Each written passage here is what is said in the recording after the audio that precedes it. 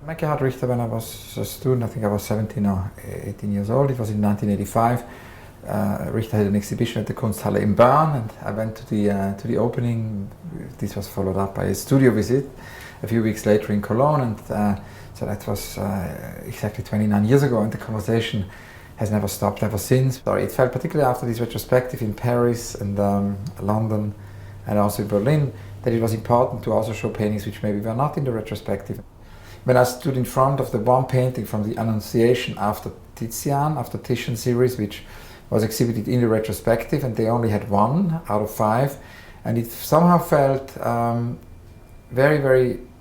felt all of a sudden, wow, how amazing it would be to see all of these paintings reunited, how amazing it would be to actually have a room, because it's very interesting that it starts with him actually copying the Titian painting he saw in Venice, and he wanted to bring this to Cologne, and in this process he makes a very photographic kind of rendering of this, then destroys it, it becomes almost abstract, and then he comes back. So it's not a linear thing, it doesn't go from a photo painting into abstraction, it jumps, no? It goes from a photo painting right away into abstraction. It has a room, and now 4 are in a Swiss private collection and 1 in Washington, and so how could they be reunited? And so in a way, that was really the idea, and the idea then grew. I talked to Gerhard Richter about it, I talked to Sam Keller about it. We could do an exhibition of these different rooms, because rooms, spaces, sequences, series have played a very important role for Richter's work ever since his early photo paintings in the 60s, which very often have to do with seriality, until very recently, where he, with his abstract paintings,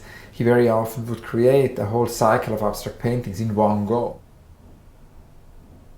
Basically, first of all, we chose the series and the spaces and the sequences, and we wanted to have important series from all the periods, from all the decades in Richter's works, of course. So we, for example, were very happy to show the nurses as an early example of a series of photo paintings. This very tragic story of these nurses which were murdered in Germany, which Gerhard Richter painted. Of course, the abstract paintings in the 80s, the abstract paintings which were already starting in the 70s, but they became more and more important in the 80s, 90s, 2000s. So it was important to have some of these cycles, and we can see in the 80s they get quite dark, and all of a sudden in the 90s there is a new optimism with Bach, and then of course into the 2000s with Cage. Interesting was also these red rhomboid paintings, which are actually from Houston, which were originally painted for Arezzo Piano Church in Rome, and the church then cancelled the commission, and so they are now seen in a museum and very rarely seen as well. So I felt just important, to choose sequences and series and cycles from all different periods of Richter's work. And all of a sudden, Gerhard Richter added a second rule of the game. I had come up with the rule of the game of the spaces, the sequences, and he all of a sudden came up with his second rule of the game, which is actually to open it up with counterpoints. That we would always have the space with a series, with a sequence, and then open it up with some of these, unique works which are not a series, create a contradiction, create often also a dissonance, sometimes a harmony, sometimes a dissonance, but in any case always a kind of an ouverture to open it up. There are these unique small works. I mean, the Betty painting is one example, or we could also say the little Batha, Die kleine Badende would be another example. And so these were the paintings, we chose. We wanted to sort of open the exhibition up by having these paintings which are not a series, and at the same time, of course, also the flowers. Occasionally Richter would do these flower still lifes, but it could also be, for example, in the case of the October painting, it's very interesting, the small counterpoint is a little painting which is actually not part of the cycle, which was part of the cycle, and then Richter overpainted it, destroyed it, and it became an abstract painting. So all of a sudden, that's like an annex to this cycle. So it differs really from room to room. In the 4,900 colors, where you have basically this possibility of installing a painting in many different ways, and here it's installed in 3 big blocks, Richter decided to have this very, very thick grey painting painted in many layers. And obviously if you combine all the 4,900 colors, the result is grey. The overpainted photographs for me are a very important body of work. We also showed them in Basel.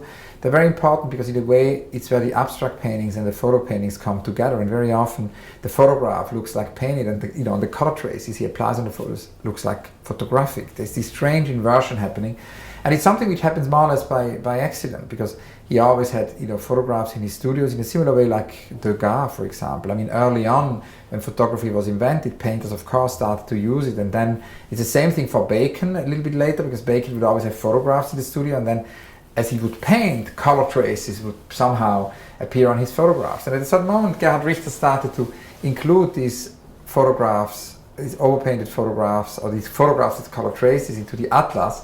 I think among the first ones were these sprinkled ones, where you really had just sort of, I mean, initially probably by accident, color sprinkles would go on a photograph, and he liked it, so he started to do it on purposely.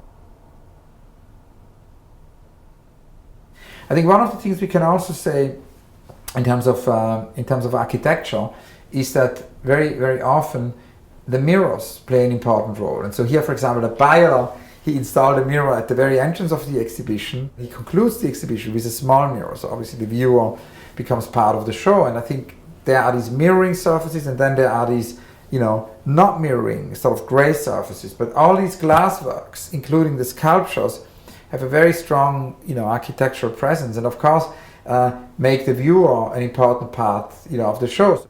The main space, the biggest space, where you have the Houston paintings and the cage paintings, and then the glass panels in the middle, the movement of the viewer, of course, blurs the abstract painting further. So the process, in this sense, continues.